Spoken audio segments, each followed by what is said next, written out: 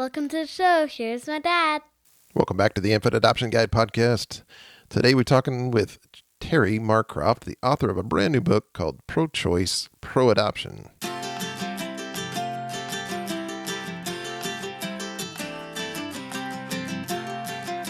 Well, hello there. Welcome back to the podcast. My name's Tim Elder. This is the show all about domestic infant adoption. We give you the inspiration, the resources, the hope, the stories as you go through your adventure of what you're thinking about 24/7, which I know I've been there, done that. It's building your family through adoption. So thank you for joining me today. So if you're just starting your adoption journey, you're considering it, or you're struggling, or you're overwhelmed on how to start, especially on how to find a good adoption agency, you're not alone. There's help. And choosing an adoption agency is definitely one of the first, most important decisions you can make on your adoption journey. It can also be one of the most difficult decisions to make. Choices are overwhelming. There's thousands of agencies. If you go out there and look, and maybe there's not even one in your area. Like for us, so we didn't have one really very close to us that was going to help us. So what do? How do you find a great agency, one you can trust, one you know you can work with, one that's going to be ethical and just treat you right and treat your child's birth mom right? So I'm going to help you cut through the confusion. We got a free resource for you. It's called How to Find the Right Adoption Agency in just 4 steps. And these 4 steps you can work through very, very quickly in a matter of a few days.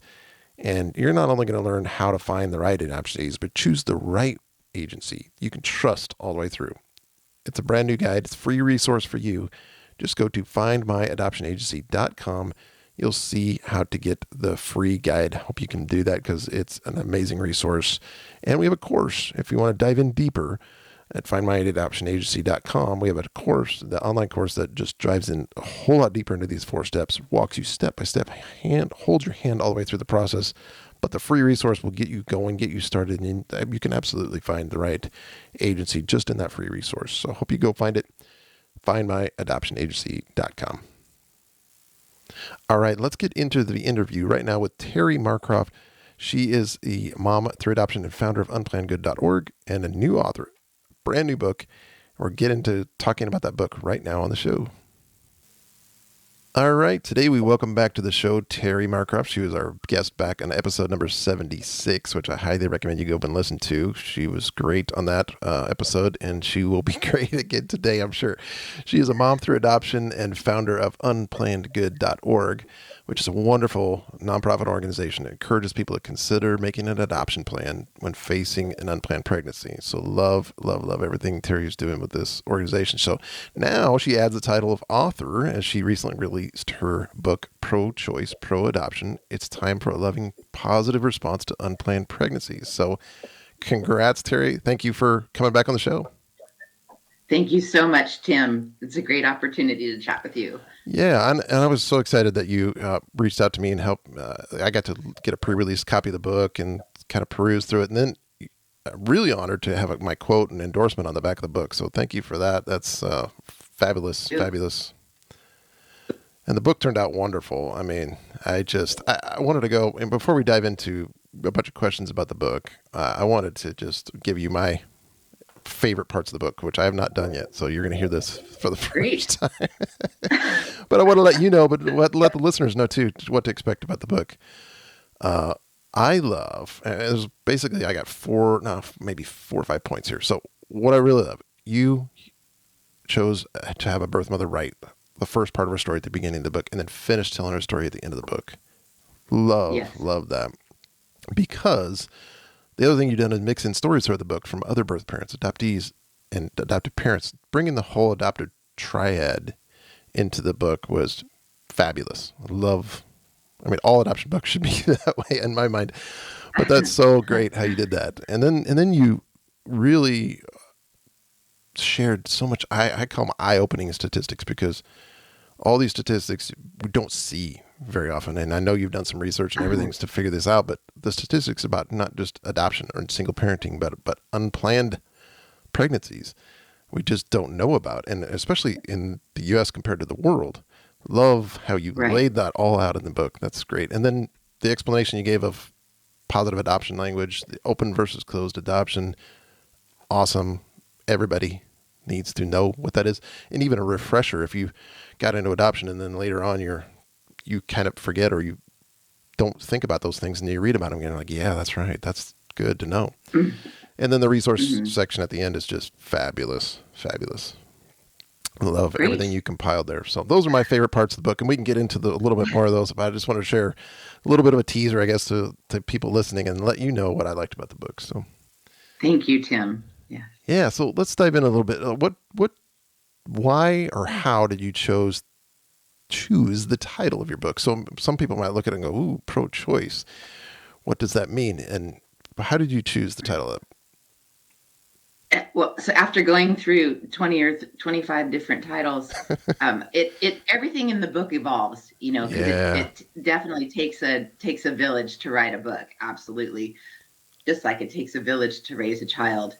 But so as the whole title evolved, and I was talking to my trusted friends who read the book and gave me input, that it evolved into that. And one of the main reasons was because there's a lot of talk these days, especially since overturning Roe. There's a lot of talk about pro-choice and being in favor of choice. And it's my opinion that those choices should include adoption. And adoption is not so often on the radar. And so so many women choose between abortion and parenting or single parenting, and adoption just isn't on the radar. So if you really want to say you're pro-choice, we should be talking about adoption. Awesome. Absolutely. I mean, that sounds like what led you to write the book, right? I know you've done a lot with Unplanned Good.org, and you want to really take that organization and move it forward. And this book definitely does that. Is that really what led you to write the book? I wrote the book. Well, I have a passion for spreading the word about adoption and trying to get it on the radar along with those other choices. But what led me to the book was realizing that not only is adoption today so very different than it was 25 years ago or 30 years ago, it's 180 degrees different now. So not only is that hugely different, but also that people know very little about how adoption works today. And so it's impossible to advocate for something that you don't understand. And so if people understood how beautiful adoption can be and how differently we do it these days because we've learned from our past, then it could be a game-changing, eye-opening experience. So I wanted to spread the word about how adoption works these days. Yeah, when you say spread the word, do you mean who do you hope to reach with this book? Everybody, or is there specific people you're hoping to reach? Well, I'm hoping to reach the people who are mentoring young women. So those could be parents often, those of us in our 40s or 50s or 60s are in a position to advise the young women in our lives.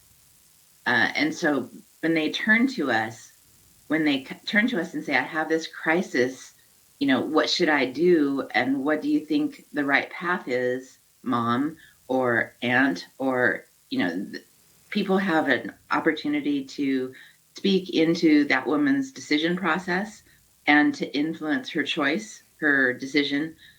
And that's why we all need to know a little bit more about open adoption, I think, so that we can advocate for it. When the time comes, whether you're a parent or a pastor or a teacher or an aunt or an uncle or even a neighbor, all of us, they turn to us once in a while, and we want to be ready for that moment. We want to be ready to give some solid and wise advice.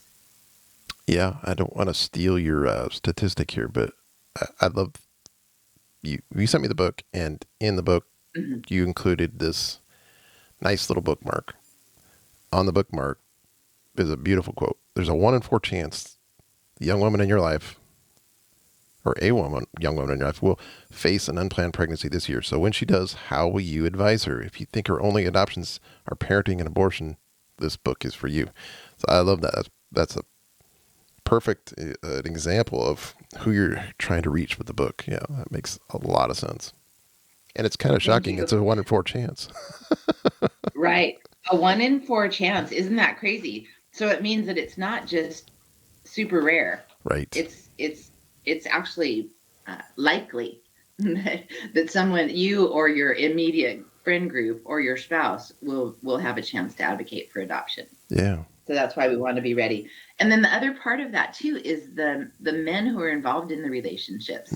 If you're involved in an intimate relationship and you're in your 20s or even your early 30s, the men in the relationships have a chance, because that was a statistic that blew me away, really, was this CareNet study that I published in the book that said that out of all women often turn to their male partner. That shouldn't be a surprise to us, that they ask for the advice from their lover. And it turns out that 42% of those men advocated for the abortion. And that statistic just blew me away, Wow. as did the fact that 31% of them didn't give any advice at all. They just stayed silent. So that leaves only 27% of the male partners who asked her not to abort. 27%. Yeah. And how many of those even thought about adoption at that point? Right. That would Very be few. an interesting thing to know, wouldn't it?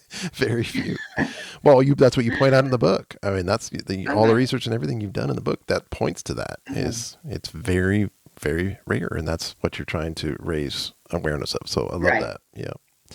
So when you cut through all of that and realize that there are almost 3 million unplanned pregnancies in this country, and if you call them unplanned pregnancies, that about half of them choose an abortion and about half of them choose parenting, there's just this tiny little sliver of a stat in the middle, about 1%, that choose adoption. And that surprises people. I've known that because of my work with Unplanned Good, but it really surprises people that only 1% these days choose adoption. yeah, is that like the biggest statistics that you'd want anybody to know right now? Is that the most important or the most shocking statistic that you'd want somebody to know?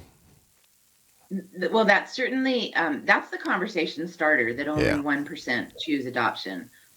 Because it used to be that a lot more women placed for adoption, but a lot more were forced into it too, and had a very negative experience if the decision was not made by the woman herself.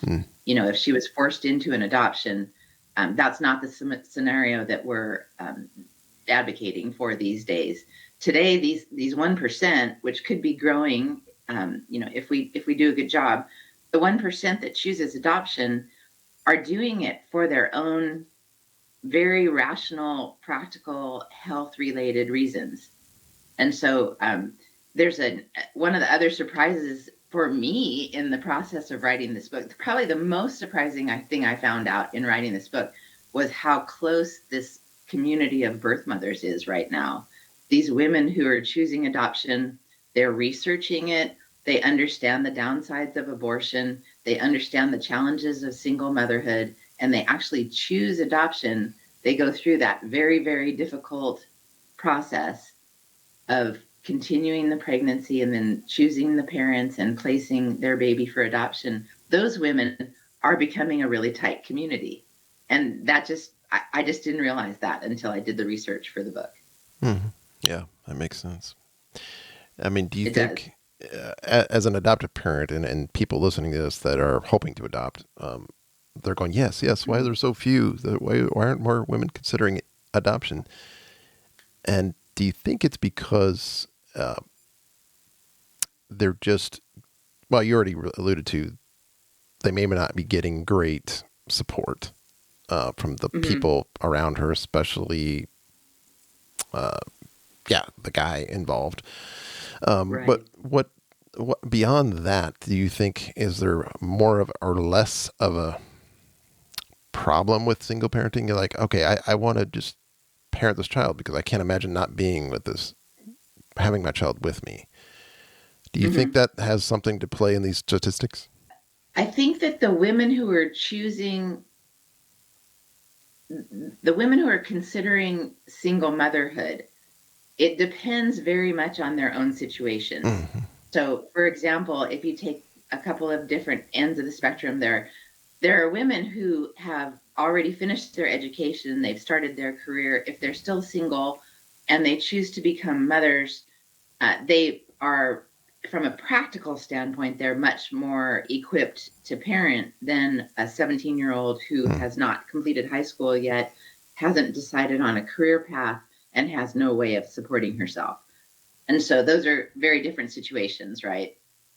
But the young woman who is choosing to become a mom at 17 or 18 without a career, without an education, without a income stream, that right there is a very, very, I can't even imagine how difficult that job is, because they do end up facing some very serious obstacles in terms of, poverty and the reliance on government assistance and the lack of money just to do normal things of putting food on the table and keeping the house warm and all of that. So yeah, so that's very challenging in terms of choosing single motherhood.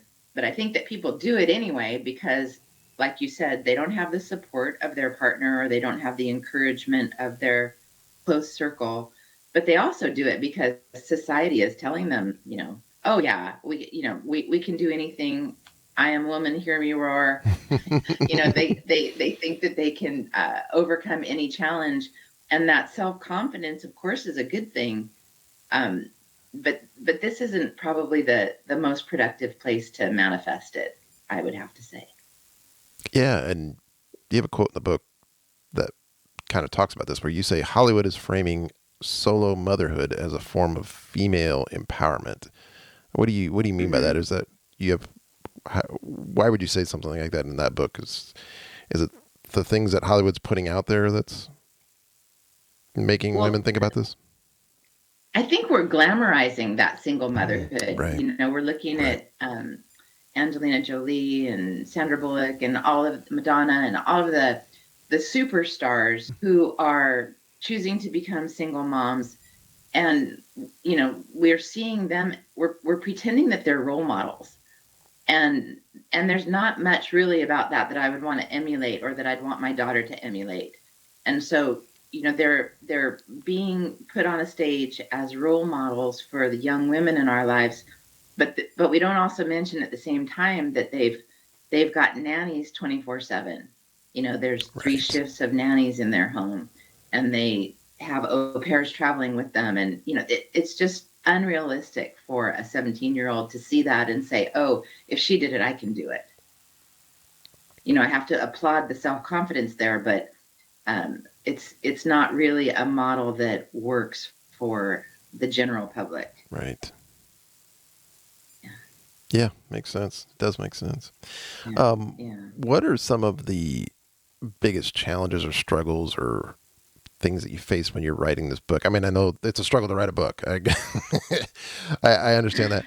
But when you're trying to put this all together and tell your story, what were some of the big Mm. challenges or struggles you had with that?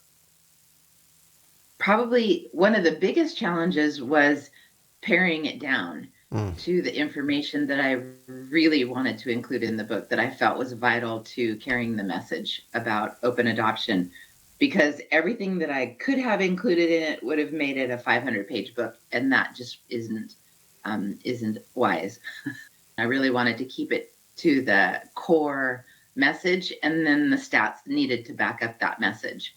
And so most of the chapters are very short, and you can get the idea just even going through the table of contents takes a reader through the thought process, where we're starting out with kind of a review of what's going on in this country. As you say, we're the leader in unplanned pregnancy globally. hmm. By far, we face more unplanned pregnancies per capita than any other Western country in the world.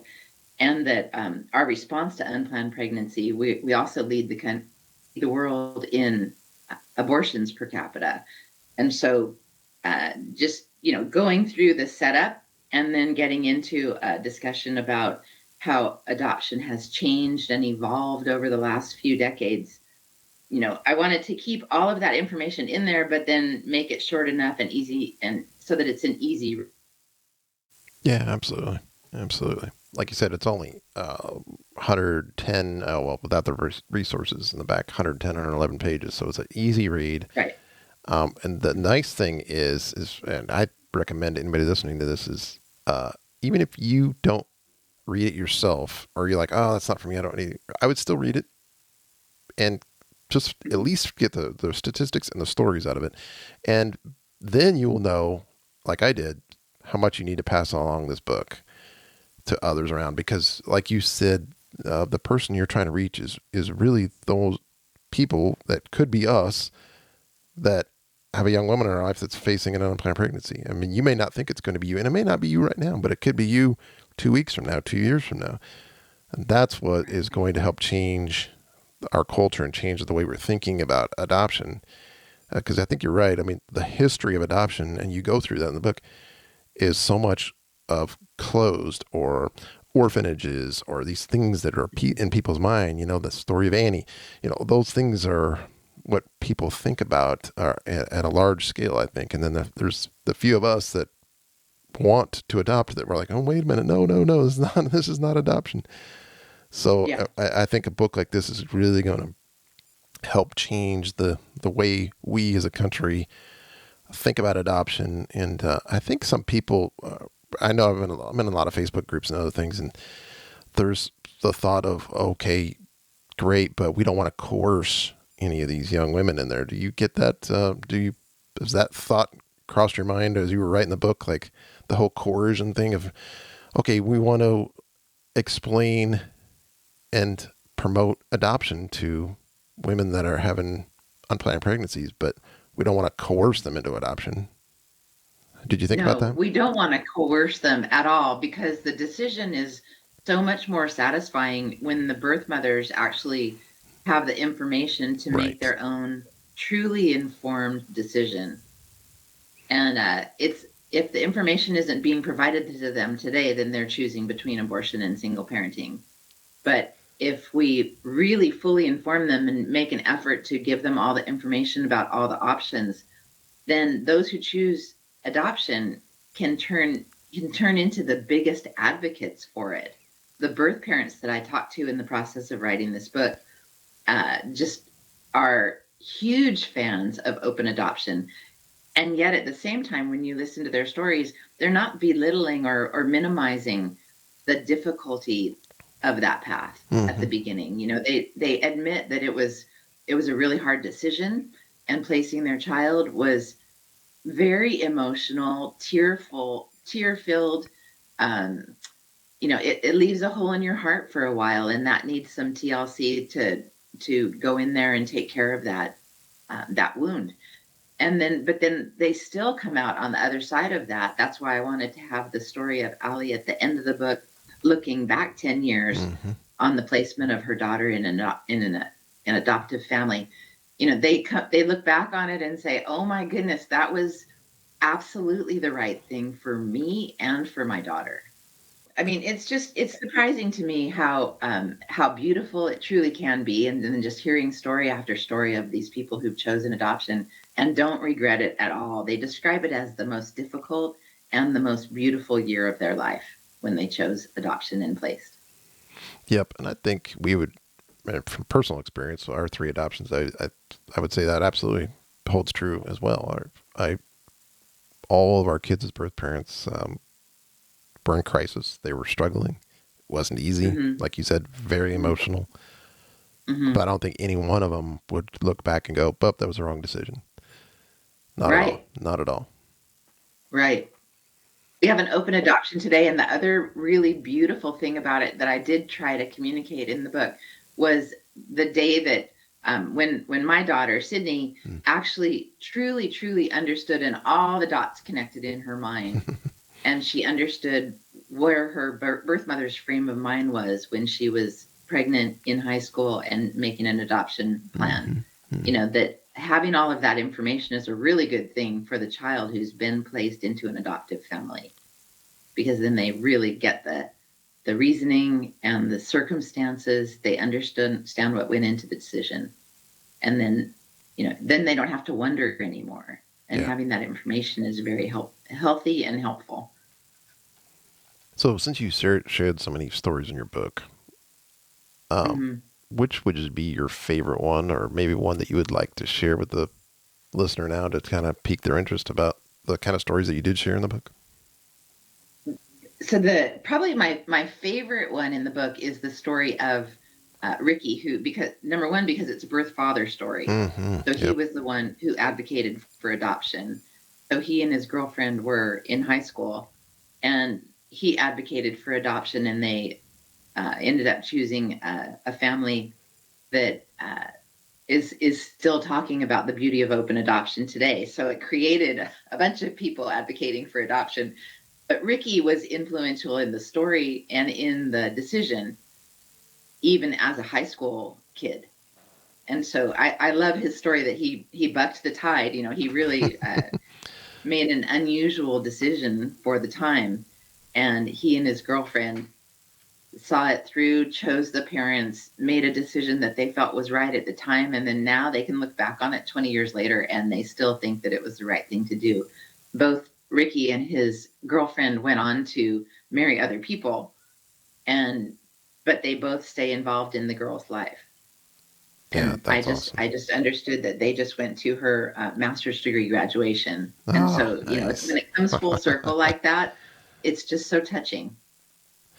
Yes, yes. I mean, and you can't hear too many of those stories. I think as us in the adoption world, I don't know. I just love stories. So hearing Mm-hmm. those always gives me hope and gives me inspiration. And anybody listening to this that maybe not know much about open adoption, or maybe you're a little scared of it, as we were when we first started our adoption journey, uh, definitely listen to these stories and read them in Terry's book here, because it's going to give you some inspiration. It's going to give you some hope and some idea what a real world open adoption relationship looks like. I mean, so many people, at Yeah. least when we were starting, you know, our adoption professionals were like, well, this is open adoption. This is what it is today. And this is why it's beneficial to the child and benefit to you and benefit to the birth mother and birth family. And that all kind of makes sense in your head, but you got to reach your Mm-hmm. heart, and nothing takes the place of experience. I mean, we've experienced it, and it's nothing will take the place of that. But the next best thing is hearing these stories, reading these stories, like you laid out in your book. Those are what can Right. reach your heart. And the other thing too is that when you think about um, what the difference between the closed adoption of the old days and the open adoptions of today's, really the difference is around the secrecy, getting exposed and being replaced by transparency and honesty and information. And I remember one day when my daughter came home from high school and she had just found out that her best friend lied to her. Mm, And she was in tears just saying, "Mom, it felt so bad to know that my friend lied to me." mm-hmm. You know, about something trivial, of course, but, you know, it made a huge impression on her that being lied to felt really awful in her heart. And that's the thing about adoption, is that now there are no lies in an open adoption. People know what's going on. They know what the story was. They know what the circumstances were. And because you have a connection and you have a way to get in touch today, then you can always get answers to your questions. There's not a shroud of secrecy around the whole thing, or this blanket of, you know, deception is what it was back then.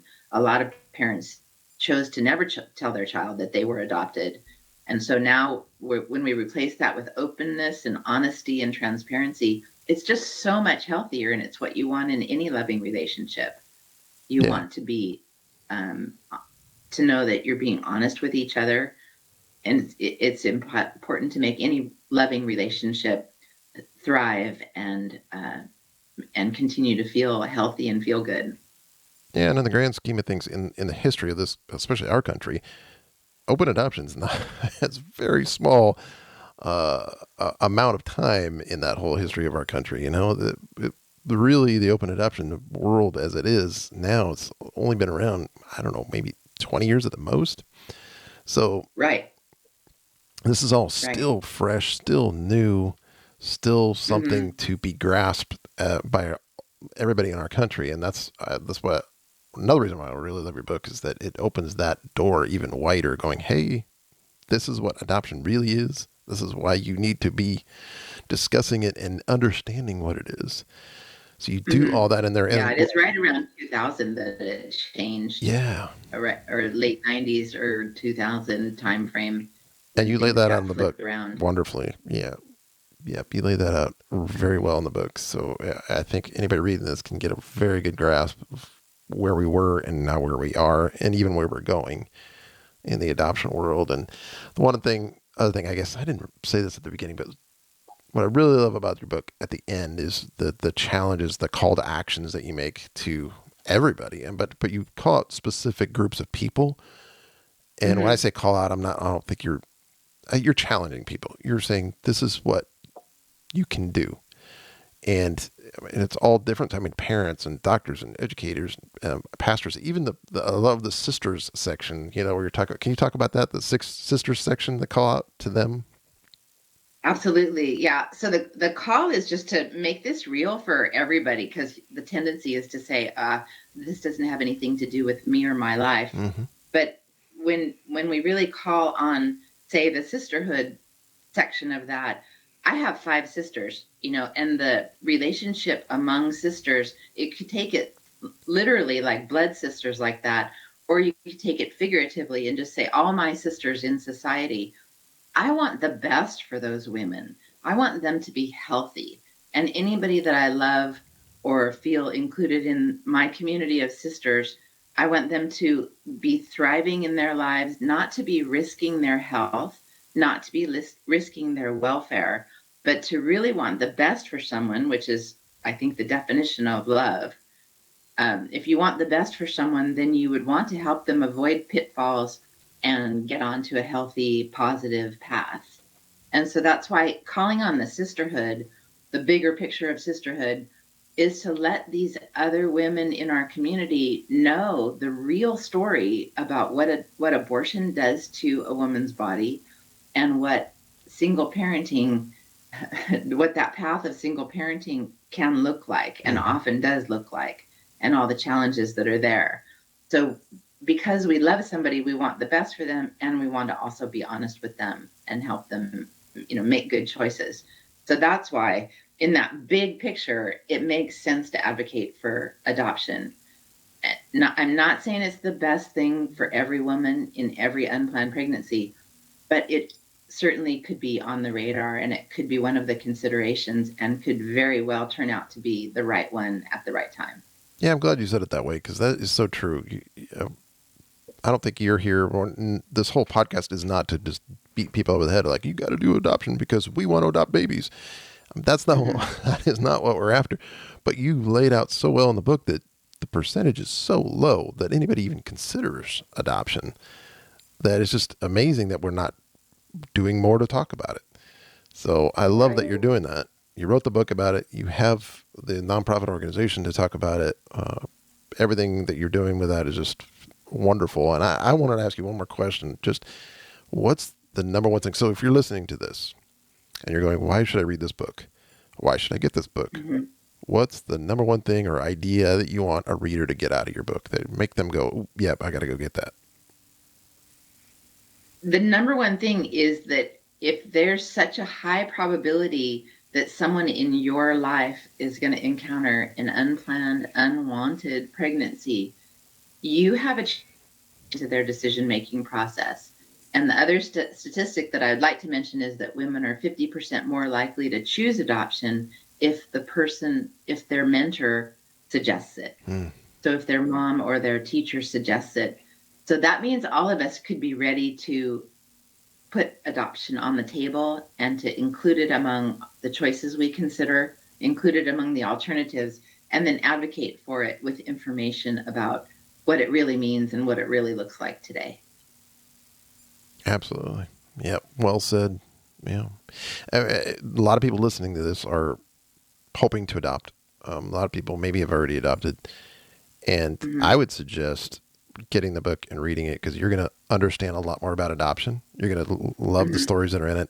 And then, like I said before, you're going to take this book and go, I need to give this to Aunt Rita or Uncle Tom or Uncle Joe or my cousin Ricky or whatever. Oh, I use Ricky. Sorry.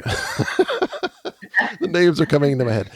But anyway, my point is you're going to want to share that book and maybe buy it for other people, just because it's going to get them thinking about adoption. And you, the listener, in your own little world, you're like, well, I don't have much influence on people. You have more than you think. Mm-hmm. And when you're trying to adopt and you're having your adoption professional go out and try to find and connect you with an expectant mom, that woman could be in your city. It could be, down Mm-hmm. the street from you and closer than you think, and just not getting the information about adoption that she needs to make that the right decision for her. Do you agree with that? Right.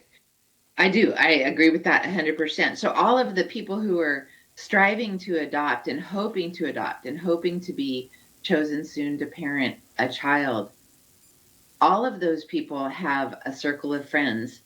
And I don't know why we have a tendency to keep quiet about our quest for adopting. Mm-hmm. Many hopeful adoptive parents just keep quiet about it, and they don't share that fact with their community, with their extended family, with their church family, with their corporate family. We could talk a lot more about it. And if we did, then it would get on the radar more, I think. Yes. And then also, if we're ready to advocate for adoption and we let all those people in our community know a little bit about what an open adoption looks like and why we would want to advocate for it. Because like I said at the beginning, you can't advocate for something that you don't understand. And so that's why this information could hopefully lead to more people being comfortable having the adoption conversation. Absolutely. Well said. In our experience, I have had plenty of family and friends that don't understand adoption, don't understand open adoption. And we feel like we're constantly trying to educate people. That's what this book will do too.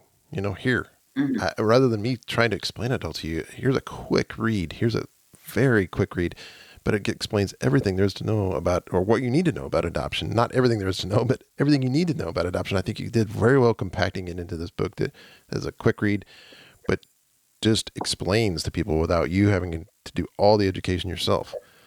That's great. And I'm doing a lot of that too. Yeah, I'm sure you are. I'll have a conversation with somebody about open adoption and why I'm so passionate about it. And then, it'll be 20 minutes into the conversation when they'll say, does your daughter have a relationship with her birth mom? And I say, absolutely. Yes, she does. They're in each other's cell phone contact list. And they say, and their eyes go wide, just, oh my gosh, really? And so I thought we'd covered that, but no, we hadn't. So it's still a surprise to people that open adoption means potential relationship today. And it's on such a continuum. You can make it what you want it to be. And it's not like super close unless that's what you want, but it can actually be more of an extended family feeling, where you're not giving up a child anymore. You're actually gaining a whole new family. And there's this relationship between the birth family and the adoptive family in an ideal situation. There can be a relationship between the two families where they come together for graduations and birthdays and weddings. And that's gorgeous. No question more about people it. to love you in this world is a good thing. Yep. And just the podcast that I did with my wife here recently, we talked about that in open adoption, and it does range. We have 3, and it ranges. They're not all the same, but one of them is way more open than the other. I mean, in fact, this summer we went to, and were invited to, and went to our son's birth parents that got married after 10 years. So, I mean, and our son was actually their ring bearer in the wedding. I mean, it was amazing. So, I mean, I think it probably blows people's mind to think about that. And believe me, when we first started this, I would have never even thought it would entered my mind. But that's the beauty of the relationship. We didn't just get there overnight. There was a relationship that's been building for 10 plus years, to the point where they got married and they couldn't imagine not having us there and not having him as their ring bearer in their wedding. So that's the beauty of the open adoption. It's the ongoing, like you said, relationship that it evolves and changes, and it's not one is the same. Right. And it can be lifelong, and it can be very beautiful to be in a position to offer that support too to the birth family, like you and your wife have done. It's wonderful. Yeah. I mean, adoption does not end when that baby's placed with you. It is for life. So that's why we object to the term giving up. Absolutely. You're not giving up anything. Actually, you're gaining more relationship. Yeah. Great point for the positive adoption languages. Not giving up a baby, it's making an adoption plan. That's so much more well said. All right, I talked to you a lot longer, but I want to wrap this up to keep our time well suited, well spent here, not to go too long. But where can the audience connect with you? Where can they go get your book and connect with you? So the book is on Amazon, and it's available on Amazon today in Kindle and paperback, and they can contact me anytime at unplannedgood@gmail.com. So either way, I would love to hear reader responses to the book. And on the Unplanned Good site, we publish personal stories from all of the triad. There's a section on adoptive parents' stories. There's a section on adoptee stories, and there's a section on birth parent stories. And I'm always thrilled to add more stories to the unplannedgood.org website. So I'd love for people to get in touch. And then, if they want to help spread the word, they could also write a review on Amazon. That would be super helpful to bring it up to the, higher in the search engine so that more people can get hold of it. Amazon loves good reviews, and I will be leaving one as well since I've read the book. Thank you, Tim. Yes. So thank you, Terri, for joining us today. Great topic. Love that you wrote this book. I think it's just wonderful for the whole adoption triad, and it's really going to push forward this thought that, adoption is a good choice. It is a good option and should be considered, and all of us can play a part in that. So thank you for joining us today. Thank you so much, Tim. It's been a lot of fun talking with you.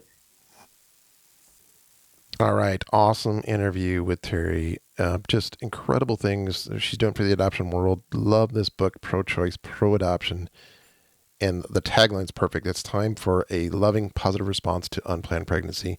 So I hope you got a lot out of this, a lot of inspiration, and hope that adoption's really moving in a positive direction. And we're really just starting to really open the doors of what adoption looks like and can be, especially in the U.S. where we are, and how that it's going to affect all of us. So love the interview. Go to infantadoptionguide.com/101 for this episode notes and any links that we talked about today, including unplannedgood.org. And while you're at infantadoptionguide.com, I'd highly suggest you checking out our communities. So we have a Facebook group that's awesome. It's like 4,000 members right now. And just a lot of people in there talking about adoption all the time. Great chats, great discussions. I'm the admin of the group, and you can get into the group by just answering a few questions to make sure we're not letting just anybody and everybody in there, but the people that really want to be there. So Facebook group is awesome. At the top of the page, infantadoptionguide.com, you'll see the Facebook group. And then what we're doing even more outside of that to really establish a community that goes beyond, way above and beyond what a Facebook group is we establish our own community. And this is private, online, but also very intimate in that we are putting people together in these buddy groups. So when you get into our community, our private community, you get to be part of a buddy group. What does that mean? You can talk to other people on the same journey as you. And you can talk to me very personally. And you can have that kind of really close relationship as you go through your adoption journey. Ask questions, see what other people are doing, and way more than you can inside of a Facebook group. So I highly suggest you go check that out, infantadoptionguide.com/community. And we'll talk to you next time on the show. God bless you on your adoption journey. See you next time. Thanks for listening to my dad.